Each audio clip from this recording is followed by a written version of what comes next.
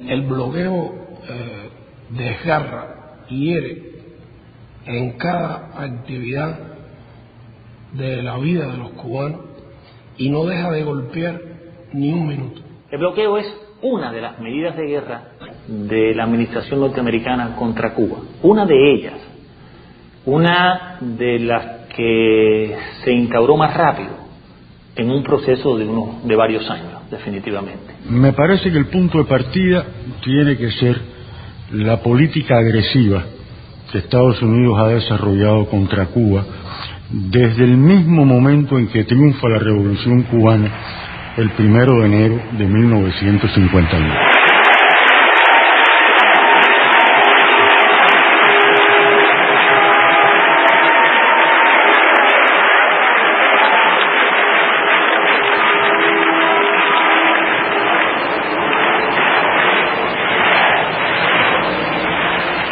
Cae el régimen de Batista.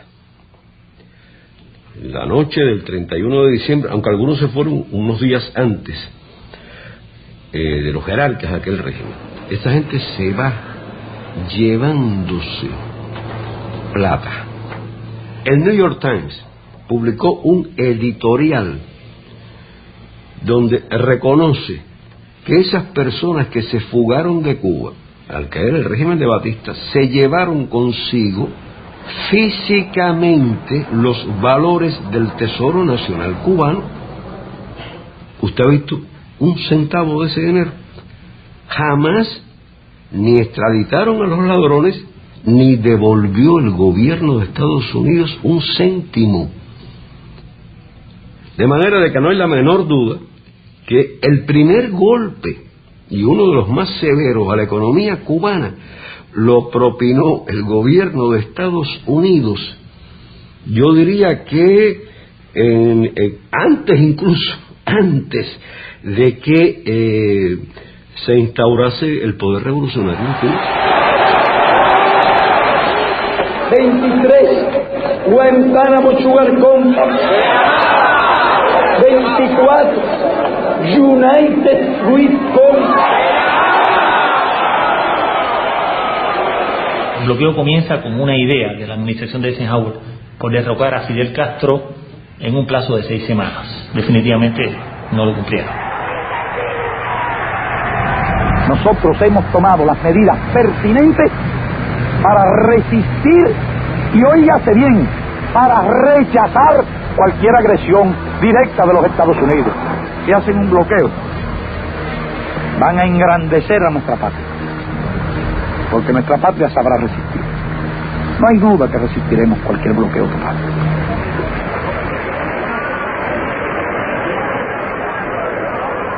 Y en ese mismo periodo comenzaron a surgir las primeras medidas del bloqueo. O sea, comenzaron por el corte de suministro de petróleo. Comenzó el gobierno de los Estados Unidos a rechazar crédito. Siguieron después por la prohibición de que las refinerías norteamericanas refinaran petróleo que no fuera norteamericano. Comenzó a reducir la cuota azucarera. Después suprimieron la venta de partes y piezas a las empresas cubanas. Imagínense ustedes, estamos hablando de un sistema industrial en los años finales de los años 50, inicio de los años 60, donde prácticamente toda la tecnología que había en Cuba era una tecnología norteamericana. O sea que hubo una conjunción en el tiempo entre los actos de sabotaje y los atentados y el inicio de las medidas económicas restrictivas contra Cuba. Cuba dependía en más de un 70% en su comercio del comercio con Estados Unidos. Cuba vendía a Estados Unidos más del 60% de su azúcar. Por lo tanto, en la lógica de la guerra, era una medida racionalmente pensada, intencionalmente dirigida a derrocar un gobierno. Hay un memorándum interno del Departamento de Estado donde un funcionario describe lo que ellos se proponen hacer. Este es un memorándum que no se conoció en aquel momento, que fue el año del 60. Este documento vino a conocerse en los años 80, años 90, cuando fue desclasificado. En ese memorándum, este funcionario que hace un análisis de lo que significarían esas, y no estamos hablando ni de Torricelli ni de Helms-Burton, estamos hablando de las primeras medidas, los primeros pasos. Faltaba un año para la invasión de Playa Girón, faltaba un año para que Fidel anunciara que en Cuba había una revolución socialista. Decía, la mayoría de los cubanos apoyan a Castro. Era el documento preparado para el presidente. No existe una oposición política efectiva. Reconocía el hecho de que la revolución cubana tenía, como tiene hoy, un inmenso apoyo popular. De otra manera no habría podido sostenerse. El único medio previsible, decía, para enajenar el apoyo interno es a través del desencanto y el desaliento. Hay que lograr crearles desaliento, desencanto, basado en la insatisfacción y las dificultades económicas. Debe utilizarse prontamente, decía el subsecretario, cualquier medio concebible para debilitar la vida económica de Cuba, negarle dinero y suministros a Cuba, para disminuir los salarios reales y monetarios, a fin de causar hambre, desesperación y el derrocamiento del gobierno. La esencia de la política del principio ha sido golpear al pueblo, dañar a la gente, hacerla sufrir como medio de combatir a un gobierno revolucionario. Hay que apretarles tanto, hay que meterle tanto vapor a la caldera hasta que estalle.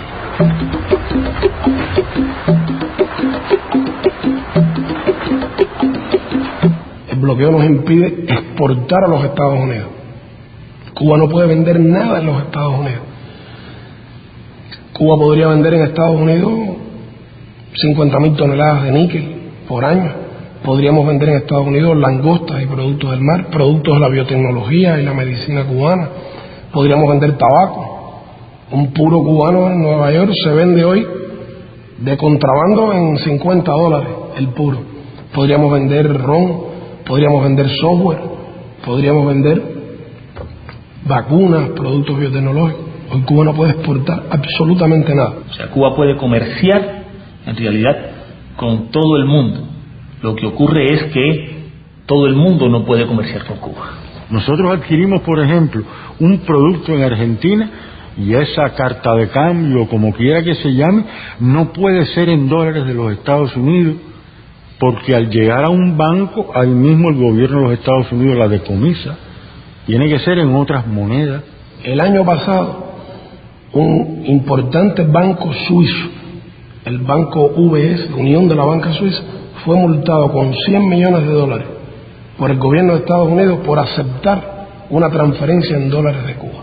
Entonces esas cosas hacen que sea un riesgo definitivamente, y que a Cuba le cueste mucho, y que Cuba tenga que ser muy disciplinada a la hora de establecer su comercio, cómo va a ser ese comercio. Por tanto, tenemos continuamente que coger nuestros dólares y cambiarlos a otras monedas. Y todos los años perdemos 50, 60 millones de dólares por cambio, por tasas de cambio. Ninguna compañía puede exportarle a Cuba un producto o un equipo si ese producto que esa compañía canadiense, francesa, alemana, japonesa, argentina, tiene más de un 10% de componentes norteamericanos. Cuba no puede comprar el avión Boeing, por ejemplo. ¿Por qué? Porque es norteamericano. Pero tampoco puede comprar el Airbus, porque el avión Airbus, aunque es europeo, la parte electrónica, la aviónica, es norteamericana. Todas las embajadas norteamericanas tienen dentro de su misión extenderle cartas a las compañías de esos países que comercian con Cuba y advertirles además de las sanciones a las que se arriesgan y amenazarlos además que en caso de una Cuba sin Castro y sin socialismo quedarían fuera de la repartición del pastel. La empresa Mercedes-Benz en Alemania o la Mitsubishi en Japón tienen que demostrarle al gobierno de Estados Unidos que el automóvil que intentan exportar a Estados Unidos en los metales con los que fue construido no contienen níquel cubano. Y hay unos inspectores del gobierno de Estados Unidos que van a las fábricas, revisan los contratos, averiguan dónde usted compró el acero inoxidable que empleó para este automóvil. En una empresa en Australia, van entonces a Australia y revisan si la empresa australiana que fabricó el acero inoxidable usa el níquel cubano. Y cuando usted le están diciendo que va a ser condenado, que no se le va a poder permitir vender en Estados Unidos, que sus ejecutivos no van a poder entrar en Estados Unidos, que los hijos de sus ejecutivos no van a poder entrar en Estados Unidos, pues definitivamente para un presidente de una compañía tiene que pensar esas decisiones. Así que el bloqueo es toda una madeja, es una guerra económica que no puede verse solo como un tema bilateral entre Cuba y Estados Unidos, que ya si fuera eso era grave, pero es que el bloqueo se aplica de manera extraterritorial. Por eso Cuba no pertenece al fondo, por eso Cuba no pertenece al Banco Mundial. Hay además órdenes explícitas a los funcionarios del fondo y del banco, que son instituciones que se rigen además por la cuota de participación de los países, y en ambos Estados Unidos tiene una mayor cuota, de que no se aprueban fondos ni programas para Cuba. El año pasado el Banco Interamericano de Desarrollo prestó en América Latina en condiciones concesionales $9.000 millones. Sin embargo, no le puede prestar ni $1 a Cuba. Eso está prohibido, absolutamente prohibido, no se puede discutir y de hecho no se discute. Si Cuba hubiera recibido solo un 1% de ese dinero, habría recibido 90 millones. ¿Cuánto haríamos nosotros con 90 millones en materia de reparación de hospitales o construcción de carreteras o mejoría en el acceso a agua potable de nuestra población? Así que Cuba solo puede pedir crédito a otras instancias, créditos más caros, más costosos.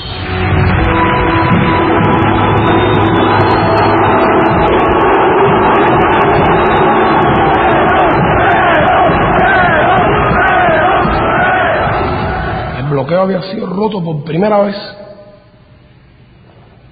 por la Argentina de Perón. Ya desde la época en que es Cámpora el presidente, se firman acuerdos muy importantes y se establece un gran impulso a las relaciones bilaterales entre Argentina y Cuba. El presidente Perón dio unos créditos a Cuba para comprar en la Argentina en el año 73, y Cuba fue a intentar comprar en la Argentina a filiales de empresas norteamericanas como la Ford, la Chevrolet, la General Motors y otras. No se podía hacer. Nadie podía venderle nada a Cuba, y mucho menos con asociados a empresas norteamericanas. Y Perón dijo que las nacionalizaba si no le vendían a Cuba. Estados Unidos se vio obligado a establecer esa excepción. Y vinieron para Cuba automóviles por primera y única vez en nuestra historia después de la Revolución, marca Chevrolet, marca Ford, equipos de refrigeración Frigidaire, equipamiento que se fabricaba por obreros argentinos con materias primas argentinas en la Argentina. Eso funcionó hasta la ley Torricelli. El señor Torricelli es el que pone fin a ese comercio con las subsidiarias radicadas en el exterior. Aquellos países en los cuales están asentadas esas subsidiarias, que aceptan que esas subsidiarias se rijan por legislaciones de los Estados Unidos aplicadas extraterritorialmente, en la práctica que están haciendo, están cediendo soberanía. Ese aspecto de la ley Torricelli y el otro aspecto, la prohibición a los barcos que participen en el comercio con Cuba, la prohibición a esos barcos a entrar a puertos norteamericanos. ¿Qué efecto tiene eso para Cuba? Que las compañías navieras no quieren enviar sus buques a Cuba. Hace muy poco hubo un contenedor de jugos naturales cubanos hacia Japón que salía en un barco y fue decomisado totalmente porque tocó un puerto en donde el barco podía ser decomisado.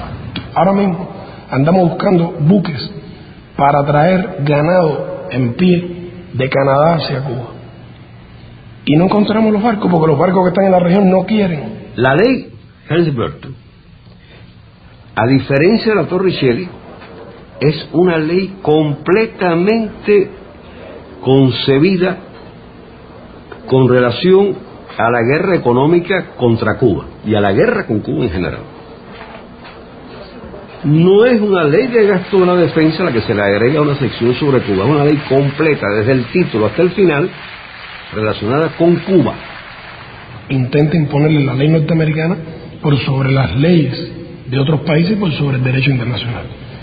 Por eso es que presentamos cada año, desde el año 92, una resolución en Naciones Unidas que se llama Necesidad de poner fin al bloqueo económico, financiero y comercial impuesto por los Estados Unidos contra Cuba. Es un voto claro y preciso, es un voto contra el bloqueo. Y en el año 92, por primera vez, esa resolución recibió 59 votos a favor. Durante los últimos 14 años, el número de votos ha ido creciendo de manera sistemática y continua. Y el año pasado fue aprobada por 179 países, de los 191 que integran Naciones Unidas.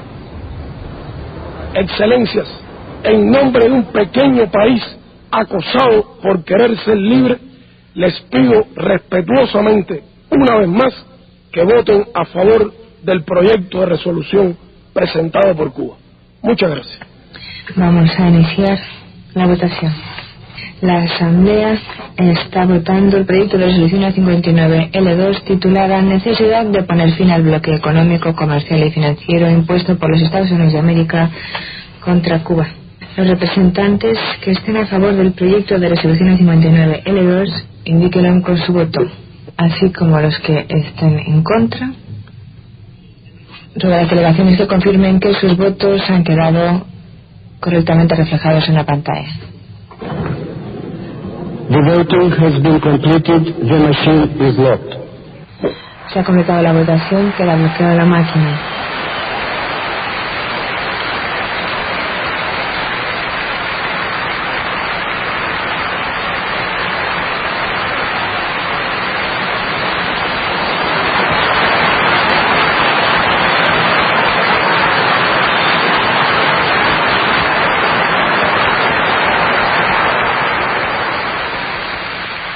Que las resoluciones que aprueba la Asamblea General de Naciones Unidas son recomendaciones, no tienen carácter obligatorio y las Naciones Unidas no tienen medio de hacer cumplir esa resolución.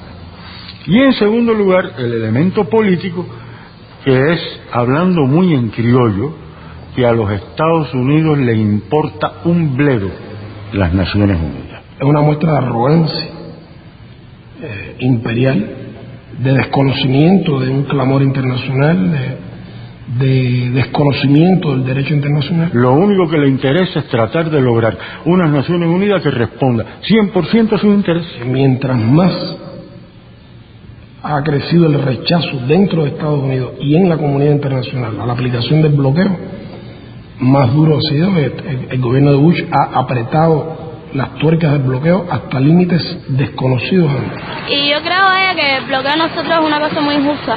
Que llegar a Cuba muchos medicamentos, equipos médicos, hacer negocio con otros países, desarrollarnos. Nos cierran todo. Y eso lo estamos sufriendo ahora con el problema de la electricidad, que son horas y horas sin luz. Claro, primero ponemos lo que es la alimentación, pero todo lo demás también afecta, un par de zapatos, una ropita, cualquier cosa. Ahora mismo usted ve el transporte como lo tenemos. ¿Usted cree que el transporte debía estar así? No debía estar así. Pero ellos no lo dejan, ni una pieza no dejan comprar por allá afuera. Que mientras existe el bloqueo va a haber necesidad, miseria. Personalmente afecta lo que es el comercio y personalmente afecta a la familia de uno como tal. En las cosas como la medicina, que no hace falta a nosotros, y por el medio del bloqueo tenemos que comprarlo con un tercer país. Y nuestro sistema social está dispuesto a pagar lo que sea con tal de curar al enfermo gratuitamente. No nos han vendido. Es lógico que nos afecte, y todo cubano que yo creo que se sienta cubano y usted le pregunte y le va a decir lo mismo. Ese es el gran crimen de todo esto que se está haciendo, todo eto este bloqueo que se está llevando inhumanamente contra cunas de alcances años, y es ahogar el niño en su cuna. Es decir, aquella frase que decía William Blake, el poeta inglés, es preferible ahogar un niño en su cuna que matar un deseo, que reprimir un deseo. Eso también se puede leer al revés. Reprimir un deseo, en este caso, un deseo de justicia, un deseo de libertad, un deseo de comunidad, un deseo de igualdad, es matar un niño en su cuna.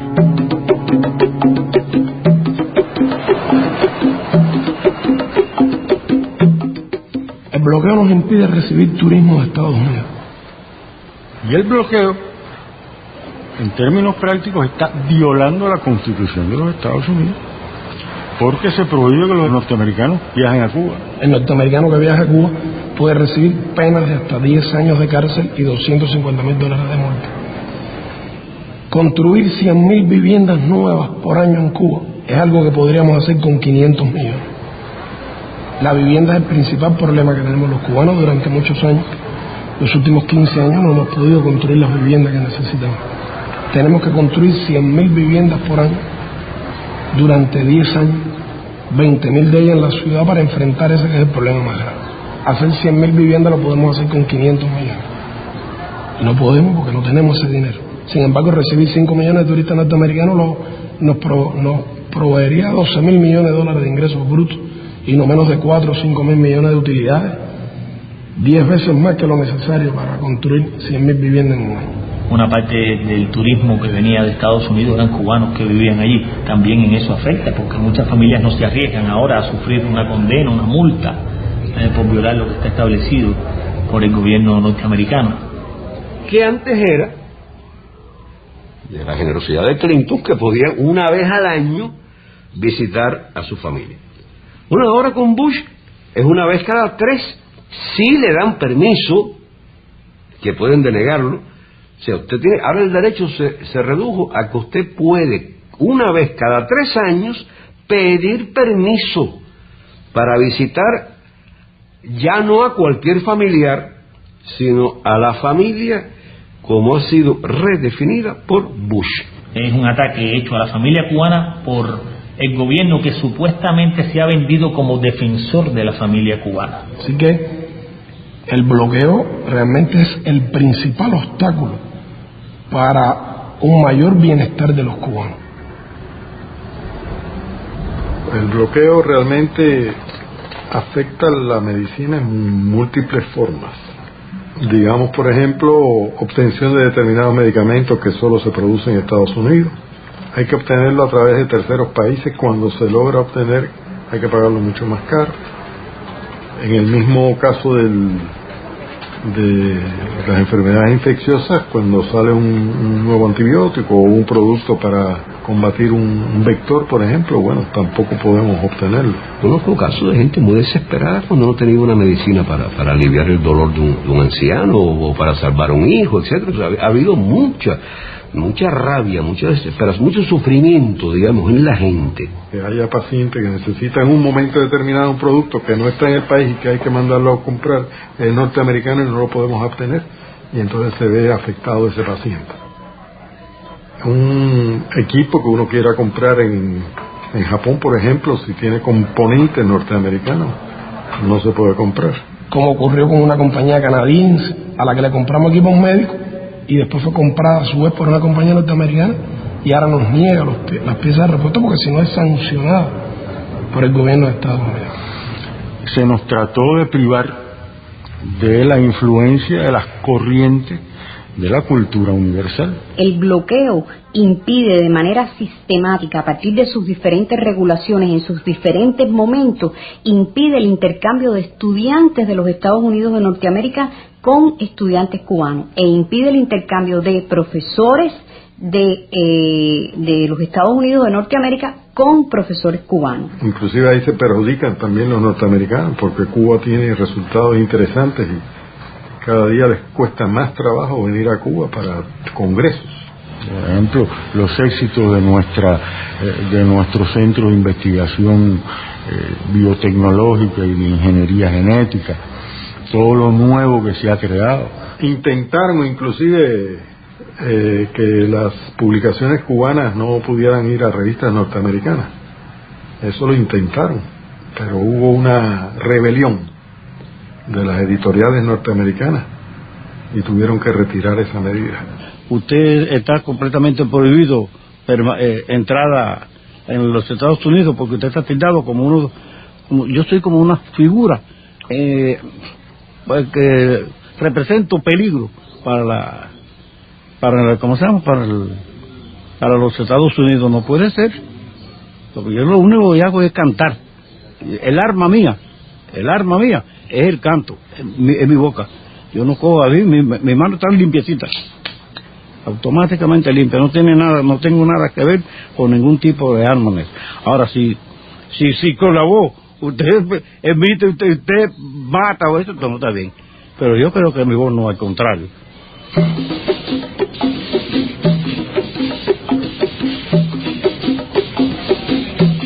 Nosotros no queremos que la prensa nos defienda. Nosotros queremos que la prensa cuente la realidad, para que la gente saque sus conclusiones por sí misma. Porque el peso del elemento de la manipulación mediática es enorme. Un argentino que se va para Estados Unidos, se dice el argentino emigra, o el mexicano emigra. Un cubano cuando va para Estados Unidos se dice huye. Aunque vayan por razones los dos económicas, deseando mejorar. Uno llega acá a Cuba en cierto modo hasta temeroso, ¿no? Porque se dicen tantas cosas que definitivamente no son ciertas.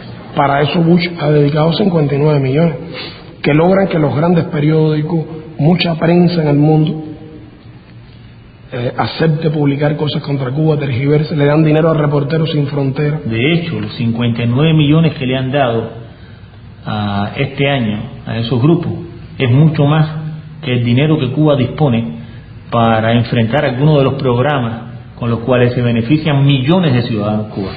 Artículos pagados en los principales periódicos, programas de televisión, eventos contra Cuba como el que se dio hace poco en la República Checa. A veces a nosotros nos dicen, regresamos a nuestros países, ¿no? Y la visión se nos ha abierto mucho. Y cuando uno empieza a hablar un poco de Cuba, es cierto que muchos te dicen, oye, a ti te han cambiado la manera de pensar, ¿qué te están diciendo de Cuba? Pero tendrían que estar aquí para ver lo que realmente sucede. Ha faltado que de verdad se reporte con objetividad, con amplitud sobre este tema. La gran prensa norteamericana evade contar esta realidad. Y a pesar de esa injusticia y a pesar, como decía mi compañera, a pesar de todo este bloqueo que le hacen a Cuba, es admirable la manera en cómo este pueblo puede salir adelante. Es una cosa muy muy interesante y cada persona que llegue a este país, creo que le hace falta muy poco tiempo para darse cuenta de la realidad.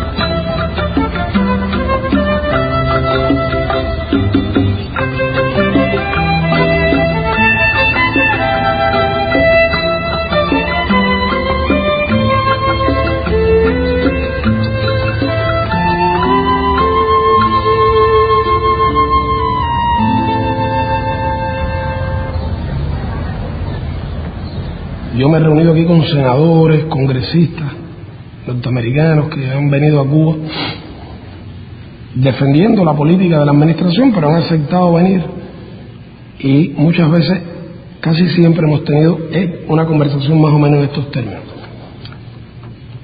Yo les digo, bueno, ¿por qué ustedes nos bloquean? Porque su gobierno intenta matarnos por hambre, por enfermedades, porque ustedes no reconocen nuestros derechos de pequeños países. Bueno, nosotros los bloqueamos a ustedes porque es que ustedes no son democráticos. En primer lugar, es una tontería, es una mentira, es un argumento carente de seriedad. Todo el mundo sabe, las Naciones Unidas, fuera de las Naciones Unidas, que Estados Unidos ha tenido y tiene excelentísimas relaciones con países cuyos gobiernos ellos mismos no describen como democráticos. ¿Y qué es lo que no les gusta a ustedes del modelo cubano? Bueno, no nos gusta que ustedes tienen un solo partido. Y bueno, nosotros creemos que si no hay más de un partido no hay democracia. La lista es muy larga de países donde no hay nada que se parezca al sistema occidental que ellos imponen como paradigma. ¿Cuántos partidos hay en China? Mire, China tiene un solo partido igual que Cuba, y sin embargo ustedes tienen relaciones, comercian con ellos. Bueno, pero es que China es un gran mercado. La lista es larguísima, y con todos esos países Estados Unidos mantiene excelentes relaciones. Pero mira, Arabia Saudita, ustedes critican a Cuba porque hay un partido, pero en Arabia Saudita no hay ningún partido, y hay otros países donde hay.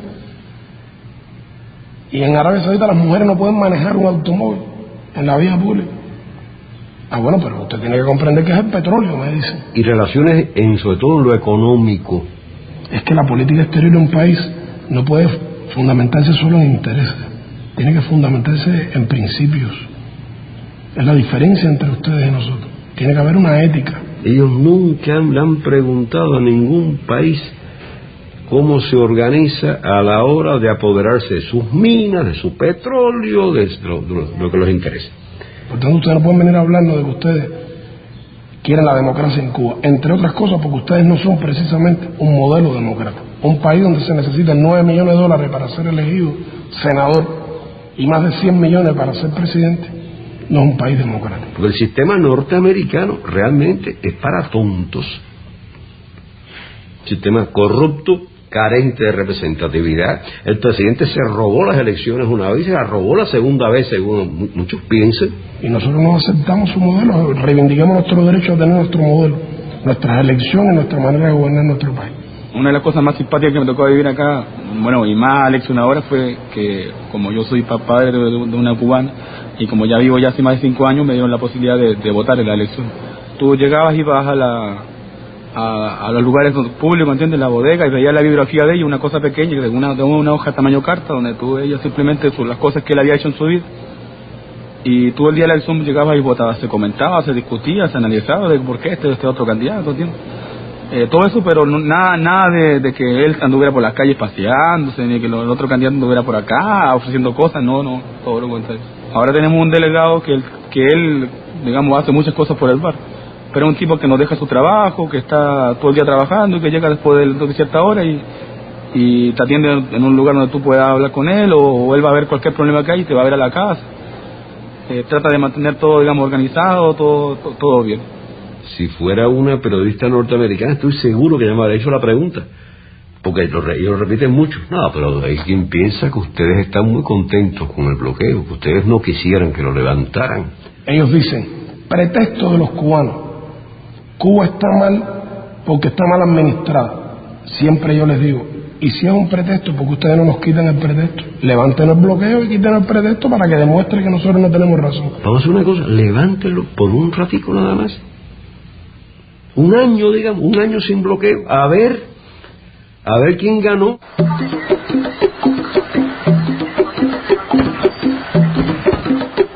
Un tema insólito en la política de Estados Unidos hacia Cuba es que la política del gobierno de Estados Unidos hacia Cuba durante muchos años no ha estado cimentada en los intereses nacionales de Estados Unidos.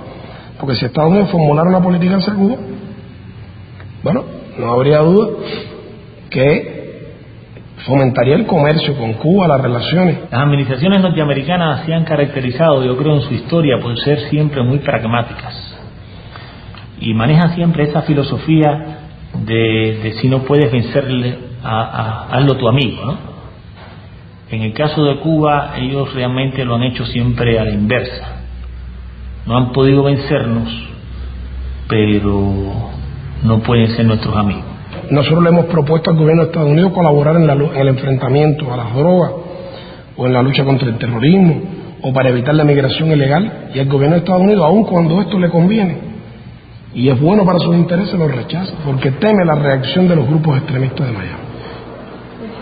Esa emigración reaccionaria que vive del negocio de la política contra Cuba ha sido un gran perdedor durante 45, 46 años. Siempre han perdido, teniendo centenares de millones de dólares, siempre han perdido. Y lo que ha ocurrido es que la política hacia Cuba ha sido secuestrada por estos grupos terroristas cubanos, grupos extremistas organizados en Estados Unidos, que son apenas 20 o 30 familias cubanas, pero que son las que tienen el dinero, no representan los intereses de la mayoría de los cubanos que han ido allí, que han emigrado por razones económicas, sino que son los antiguos batistianos, los antiguos dueños, los antiguos explotadores y torturadores en Cuba que se fueron para ahí y que tienen gran influencia. No hay que olvidar que el hermano del presidente de Estados Unidos es el gobernador de la Florida. Y entre otras cosas, una de sus fortalezas está en sus relaciones tan estrechas con la parte más reaccionaria de la emigración cubana. Financian, participan en las campañas, por ejemplo, de los 40 nuevos diputados republicanos que fueron elegidos en noviembre, 26 sabemos que han recibido dinero de los lobbies cubanos de ultraconservadores de Miami. Pagando, además, deuda que ese gobierno tiene contraída con esa parte tan reaccionaria de la inmigración cubana en Estados Unidos, que vive del negocio de la contrarrevolución. Estos son los que están detrás de la redacción del plan de Bush para Cuba, que es, según dice al comienzo de su introducción y cuando lo presentan, es como un conjunto de acciones a tomar al amparo de la ley Helms-Burton para lograr los propósitos de esa ley. Este es un plan de subversión de Cuba, de destrucción de la revolución para después anexar a Cuba. La ley dice con todas sus letras que su objetivo es lograr el fin de la revolución cubana. Bush declaró: no estamos esperando que se vaya Fidel, estamos trabajando para sacarlo cuanto antes. Que después del fin de la revolución cubana habría lo que ellos llaman un periodo de transición y después lo que ellos llaman una etapa democrática, y define por escrito, está puesto ahí en una ley del Congreso, requisitos para que el gobierno de Estados Unidos considere que ya no está el régimen de Castro, que ya hay una transición o que ya hay una democracia. El primero, el más importante, es el referido a las propiedades que fueron nacionalizadas en Cuba al principio de la revolución. Estados Unidos nombrará en Cuba, después que logre derrotar a la revolución, nombrar un gobernador para Cuba y convertir a Cuba en una provincia de Estados Unidos. Desarmar todo el país, quitarle las cooperativas a los campesinos, quitarle la finquita a cualquiera de esos más de 100.000 campesinos que recibieron su tierra por la reforma agraria. Bush ha dicho: nuestra política hacia Cuba es el cambio de régimen. Por supuesto, desaparecería la educación gratuita, la salud, todo eso está explicado en el plan de Bush. Todo eso es violatorio de la Carta de Naciones Unidas, violatorio del derecho internacional. Un gobierno, por poderoso que sea, no puede arrogarse el derecho de cambiar las autoridades de otro país.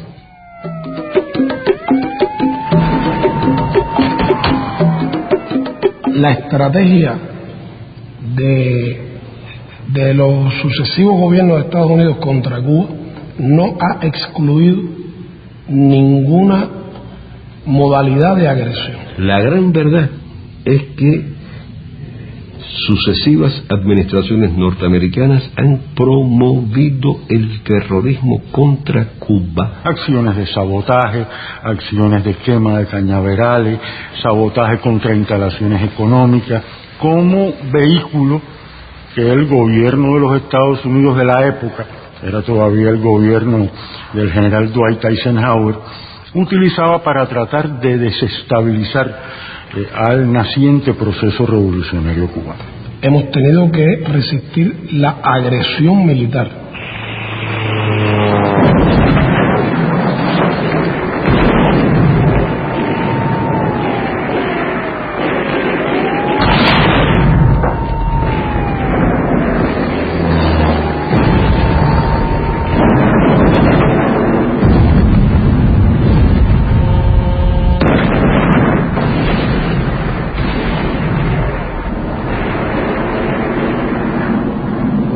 Cuba está a minutos de la acción de la Fuerza Aérea, la cohetería, de las unidades militares norteamericanas. Desde Estados Unidos han venido lanchas artilladas que han disparado contra poblaciones civiles en Cuba. Hemos tenido que soportar la guerra sucia, la organización por la CIA de bandas armadas que operaron en Cuba entre el año 60 y el 67, en que logramos derrotar, que llegaron a tener miles de hombres armados que asesinaron campesinos, asesinaron a jóvenes que habían ido a alfabetizar a las montañas y a las zonas rurales de nuestro país, estudiantes casi niños. En ese momento se creó la más grande estación de la CIA que ha existido nunca. Funcionó en Miami. Miles de cubanos fueron allí entrenados en técnicas de demolición, de sabotaje. Hubo el intento de asesinar al Che tirándole con una bazuca en el momento en que fue a intervenir ante la Asamblea General de Naciones Unidas en diciembre del 64. Otra vertiente más cercana es el apoyo, la financiación, el suministro y el aliento que desde el territorio de los Estados Unidos se ha realizado hacia grupos terroristas, tanto dentro de Estados Unidos como en otros países, para que actúen contra Cuba. Manos asesinas colocan bombas incendiarias de fabricación yanqui en el Encanto nacionalizado, un centro de trabajo en el que ganan su sustento miles de familias cubanas. En el mismo centro de La Habana, poniendo en peligro gran número de hogares cubanos, provocan un incendio de grandes proporciones. No les importa la vida de niños, mujeres y ancianos. Con estos actos de barbarie, el imperialismo yanqui pretende destruir nuestras riquezas nacionales y paralizar la producción y promover la escasez. Estuvo la voladura del buque La Cubre, donde murieron más de 100 personas, incluidos marineros franceses y belgas.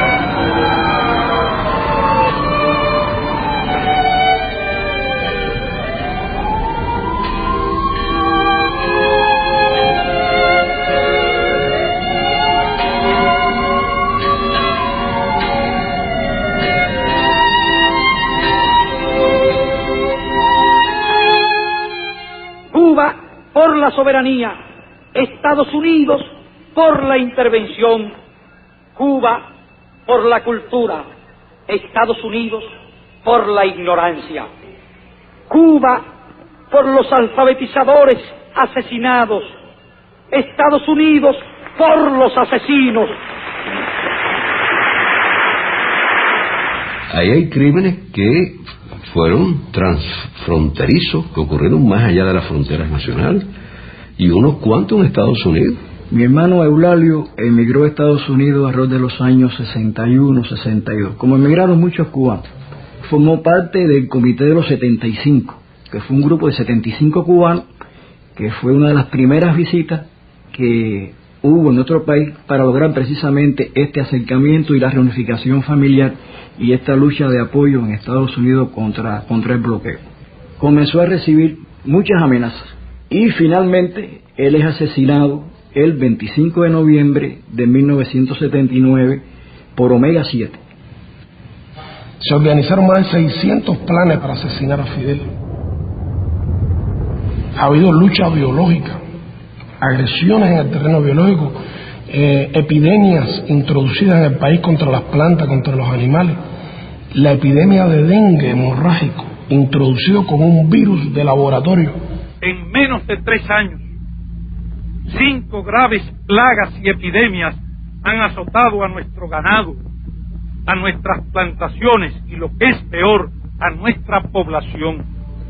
La fiebre porcina, el moho azul del tabaco, la roya de la caña, el dengue hemorrágico y por último la conjuntivitis hemorrágica, que han causado considerables daños materiales y humanos. En el año 81 entra en Cuba en forma no natural el dengue 2. Este dengue 2 aparece simultáneamente en 3 lugares de la isla a 300 kilómetros uno de otro, y se produce una gran epidemia de dengue hemorrágico fuera de todo contexto epidemiológico de la región de las Américas, en donde prácticamente en toda la historia solo 60 casos de dengue hemorrágico se habían reportado en las Américas, y la epidemia cubana se reportaron 10.000 casos de dengue hemorrágico, con 158 muertos, de ellos 101 niños y 57 adultos, y un costo económico de $103 millones en 4 meses, pero logramos controlar la epidemia. En los años 90 comienza todo un complot para destruir el turismo hacia Cuba, que crecía en aquellos años. ¿Por qué vía? Por la vía de poner bombas en los hoteles. En el instante en que yo me percaté de que ya no había nadie, me levanté y me dirigí a poner el explosivo. Llegué, entonces me acerqué como que iba a pedir algo por si la gente me observaba allá, y me senté a ver si salía el bartender. Él no estaba en este momento acá, entonces yo ya traía abierta la maleta con el explosivo enfrente. Lo único que hice fue observar para los lados y disimuladamente saqué el explosivo y lo metí acá y le di vuelta, lo metí y le di vuelta acá. No es solo acabar con la revolución cubana causando hambre y desesperación al pueblo cubano, pero además también matando gente inocente. Hay miles de familias cubanas que perdieron un familiar. Más de 3.000 cubanos han muerto víctimas de acciones terroristas a lo largo de todos estos años.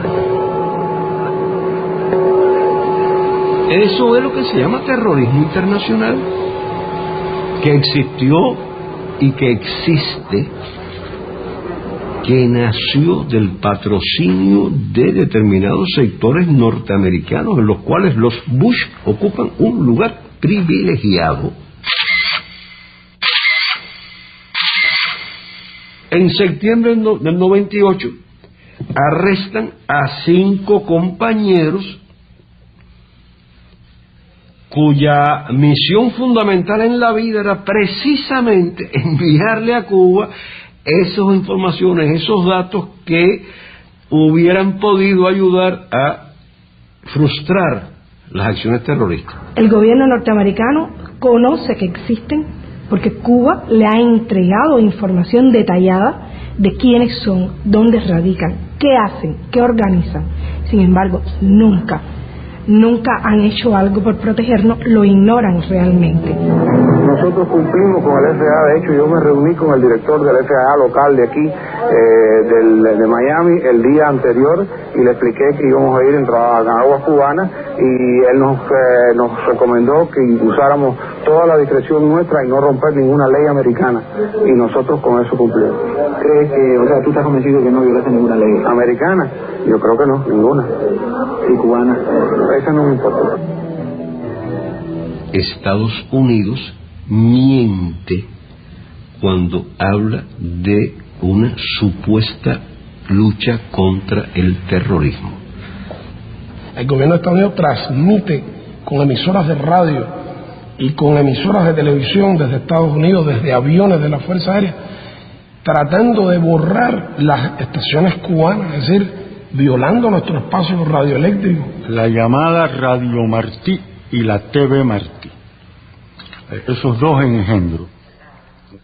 Que tú tratas de oír la emisora cubana y oyes una transmisión desde Estados Unidos donde dan consejos prácticos para incendiar tu fábrica sin ser descubierto, donde alientan la violencia, donde alientan el asesinato, donde le dicen a la gente por radio continuamente: el problema de Cuba se resuelva si logramos matar a Fidel. Imagínate, terrorismo mediático.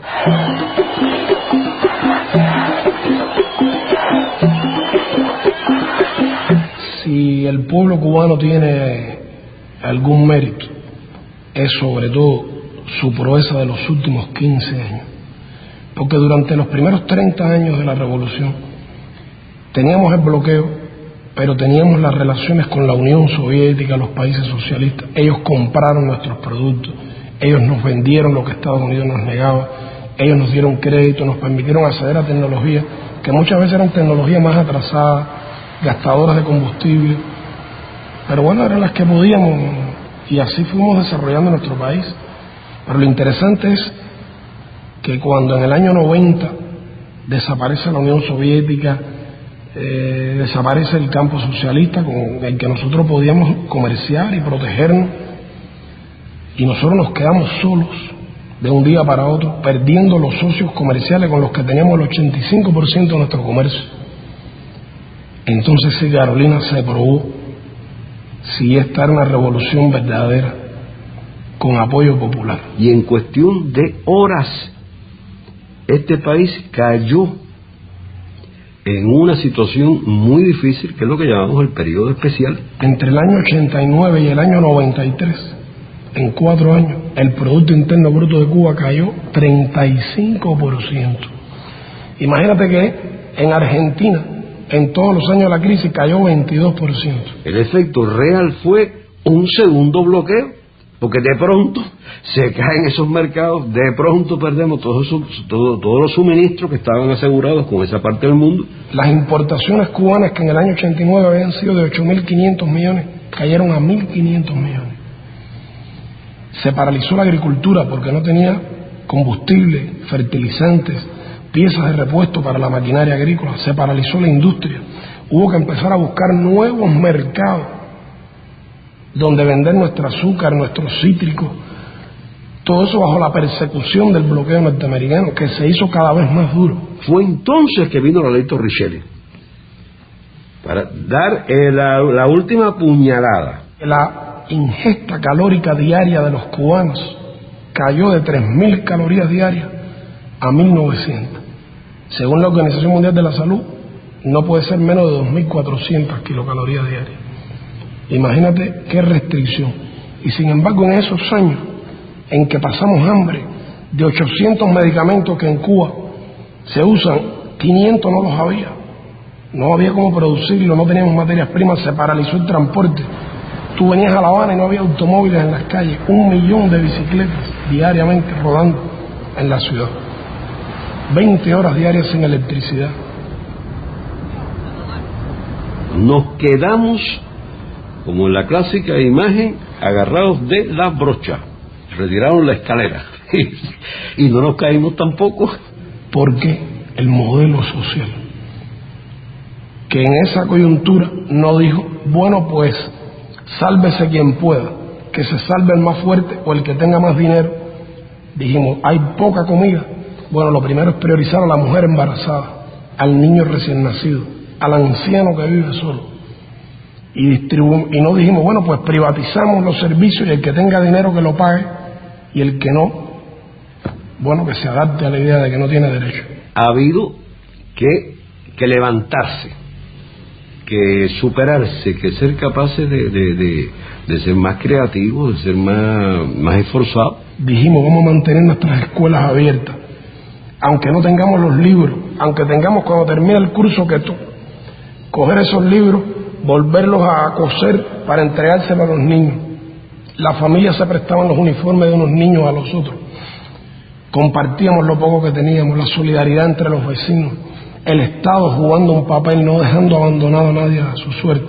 Y hoy, cualquiera que objetivamente vea la situación cubana, tiene que darse cuenta que hoy la situación, con grandes dificultades, con grandes problemas, que usted los habrá apreciado, me imagino, sin embargo, es mejor que la que teníamos cuando comenzó lo que llamamos el periodo especial.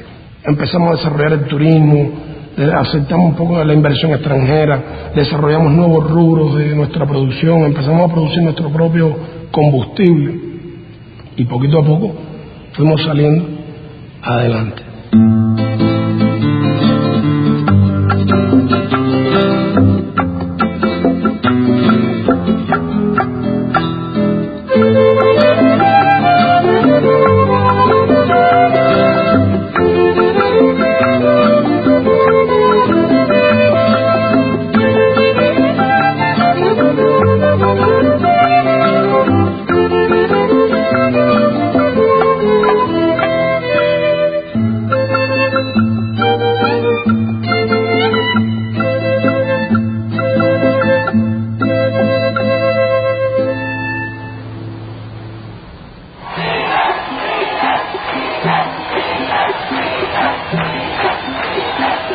Después de la caída del campo socialista, Cuba tuvo que transformarse profundamente, tuvo que hacer cambios radicales en su economía y tuvo que empezar a conducir la economía de otra manera. Y tuvo que pensar, además de eso, en otros sectores productivos. La situación ha evolucionado gracias a la sabiduría, al esfuerzo, a una política muy consistente y sobre todo al esfuerzo de nuestra gente. Hoy nuestro país tiene grandes fortalezas, sin lugar a dudas, en un grupo de sectores que hace 15 años prácticamente no existían. La salud pública cubana, a pesar de las dificultades económicas, a pesar del bloqueo, tiene resultados muy relevantes, competitivos con países del primer mundo. Nuestro país ha tenido que hacer esfuerzos extraordinarios para, por ejemplo, aumentar la esperanza de vida de los cubanos, que ya sobrepasa los 75 años. Cuba cerró este año con 6.8 de tuberculosis, 6.8 por 100.000, y ahora nos estamos proponiendo eliminar la tuberculosis en Cuba, cuando hasta en los países desarrollados está aumentando la tuberculosis. Una mortalidad infantil de 5,4 por 1000 nacidos vivos, que es una de las más bajas del mundo. O sea que hoy en día, cuando usted analiza los indicadores de salud de Cuba, todos están muy por encima de la región y ya a nivel de país desarrollado. Tenemos un sector biotecnológico y farmacéutico, que es un sector de punta, que ya le transfiere tecnología y le vende tecnología hasta empresas norteamericanas. Hay una empresa norteamericana que se llama CancerVax, está radicada en Texas, que logró que el Departamento del Tesoro le diera un permiso para comprar tecnología cubana. Tecnología cubana para una vacuna terapéutica contra el cáncer. Cuba es el único país que ha vivido una crisis económica y social de esa magnitud sin afectarse los intereses, los indicadores sociales. En la educación ha sido igual. Hemos tenido que hacer esfuerzos enormes para poder desarrollar un sistema educativo verdaderamente universal y gratuito. El sistema de enseñanza en Cuba, el sistema de enseñanza artística en Cuba, constituye un modelo para América Latina. En pocas instituciones en el mundo vinculadas a la enseñanza artística tienen en un mismo espacio, como lo tiene el Instituto Superior de Arte, todas sus manifestaciones artísticas. Debo recordar que más de 40.000 jóvenes de 120 países se han graduado en Cuba en las universidades y las escuelas cubanas, 30.000 de ellos africanos. Ahora mismo estudian en Cuba más de 16.000 jóvenes, becados gratuitamente. La escuela cubana son aulas de 25 personas los máximos y hay microscopio para cada chico, o sea, eso está garantizado. Y saber que esas clases personales no solamente son para nosotros que somos extranjeros, así se le da también a la escuela cubana, algo que bastante fundamental y me parece que vale la pena destacar a pesar del bloqueo. Y bueno, le hemos ofrecido a esos jóvenes estudiar en Cuba, son hijos de familias pobres, de 80 etnias indígenas distintas de América Latina. De esos 16.000 jóvenes, más de 10.000 estudian la carrera de medicina. 1.500 se graduarán este año como médicos en nuestro país. Nosotros tenemos en 68 países, tenemos médicos cubanos trabajando sin un costo para esos países. Es una prueba de la fuerza de las ideas y es una prueba de la vocación social, de la vocación humanista del proyecto de la Revolución Cubana. Nosotros tenemos un sistema muy eficiente, muy solidario y muy ligado al desarrollo de la Revolución Cubana. Yo creo que eso es lo principal y ese es el pecado que no nos perdona. Ellos bloquean a Cuba porque no aceptan la idea de que un pequeño país que fue siempre su feudo se haya convertido en un país independiente, haya desafiado. Bloquean a Cuba porque de alguna manera Cuba es un símbolo de luz. Cuba es la idea de que se puede ser un país distinto, independiente, un país solidario.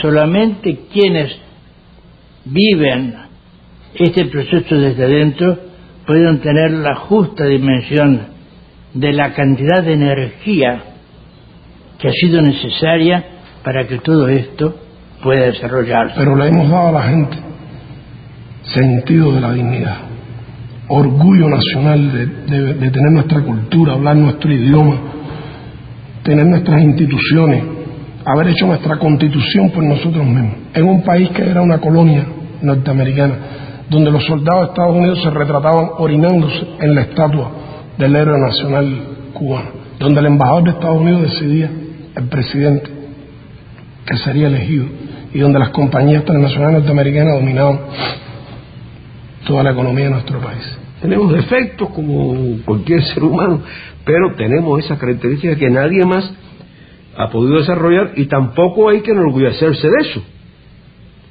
Los demás pueblos no han tenido la oportunidad de tener que soportar un bloqueo de 45 años y después que se les caiga el amigo y tener un periodo especial de otros 10 en que hay que inventar y que hay que crecerse mucho para sobrevivir.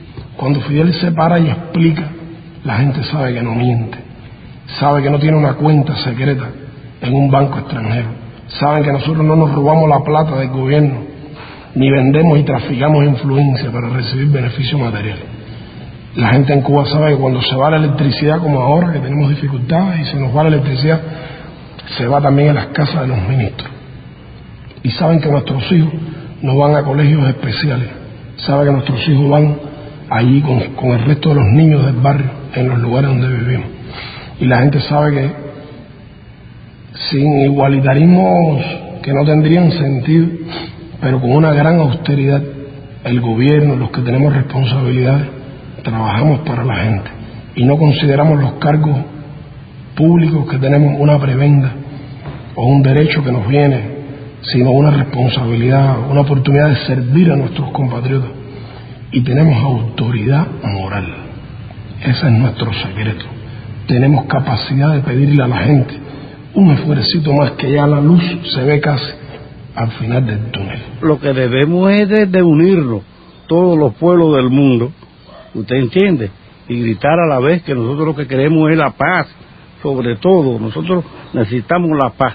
Viviendo nosotros con la paz, hay de todo, se consigue todo. Con una dosis de ilusión, si tú quieres una palabra más linda, más justa, con una dosis de sueño enorme, poniendo junto todo eso, haciendo todo eso una especie de gran, ¿cómo te diría?, de un aquavite, de un agua de vida, haciendo que todo eso arda de alguna forma, es que va a surgir en cada uno de nosotros la solución o la posible solución para ese momento y para esa circunstancia. El bloqueo se gana fundamentalmente con la fortaleza de la revolución y con la solidaridad, lógicamente, de los países del mundo, ¿no? Y no tengo duda de que el bloqueo será levantado y que si no somos nosotros, nuestros hijos, nuestros nietos verán a su país desarrollado y libre sin la presión del bloqueo. Si nosotros los cubanos no queremos este sistema social, este gobierno, es un problema nuestro. Nosotros somos los que tenemos que luchar por mantenerlo o luchar por quitarlo. Pero que en este caso el imperialismo norteamericano se ha arrogado el derecho de quererse los tutores del mundo, los que dirigen la política del mundo. Yo quito y pongo al gobierno que me beneficie. Pero hay una realidad histórica. Ser diferente es un precio costoso. Y Cuba lo está pagando, lo tiene su premio. Precisamente por resistir tanto, la gente no quiere, no respeta. Hay que luchar. Si usted no lucha, no puede llegar a tener lo que usted quiera tener. Además, ¿qué sistema político tú me quieres imponer a mí como América Latina? Si en 100 años, ¿qué progreso tiene América Latina? Más pobreza, más subdesarrollo, más miseria, los niños no van a la escuela, usted lo ve en los vertederos buscando comida, usted lo ve en la calle limpiando zapatos en horario de clase. Entonces, ¿qué modelo social tú me quieres imponer a mí? Si es que yo estoy mirando, no sirve. Aquí el gobierno ha hecho cosas casi imposibles de hacer por salir adelante. Pero bueno, aquí estamos, con bloqueo y sin bloqueo, aquí estamos y seguimos para adelante. Porque no dejaremos que nos opriman ni nos destruyan por nada del mundo ni por nada. Y para adelante y construir hasta adelante. Y los pueblos poco a poco se van despertando. Y poco a poco la independencia y la integración de América Latina va a llegar. Más temprano que más tarde, pero va a llegar.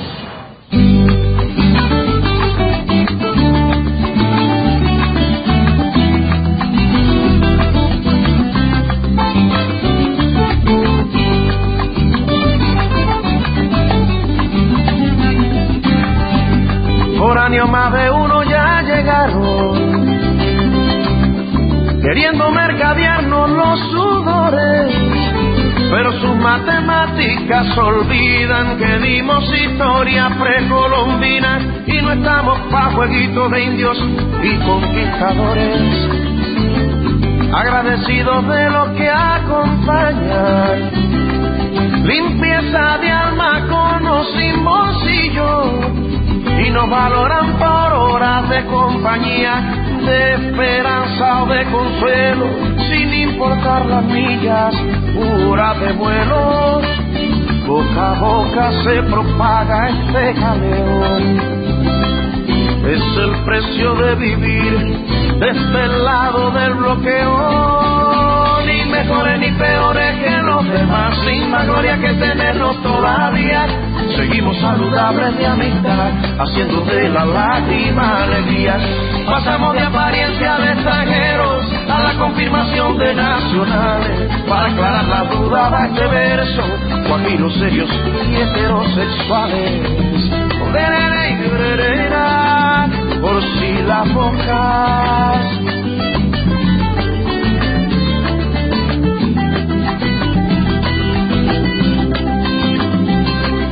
Por si las moscas. Ni mejores ni peores que los demás, sin más gloria que tenernos todavía. Seguimos saludables de amistad, huyendo a la epidemia bobería, sin farándula ni piña ni intenciones de colgarnos a los movimientos. El tiempo nos revienta de canciones, obreros de los buenos sentimientos. Ni mejores ni peores que los demás, sin más gloria que tenernos todavía. Seguimos saludables de amistad, haciendo de la lágrima alegría. Pasamos de impresión como extranjeros a la confirmación de nacionales. Para aclarar la duda fue este verso, guajiros serios y heterosexuales. Por si las moscas.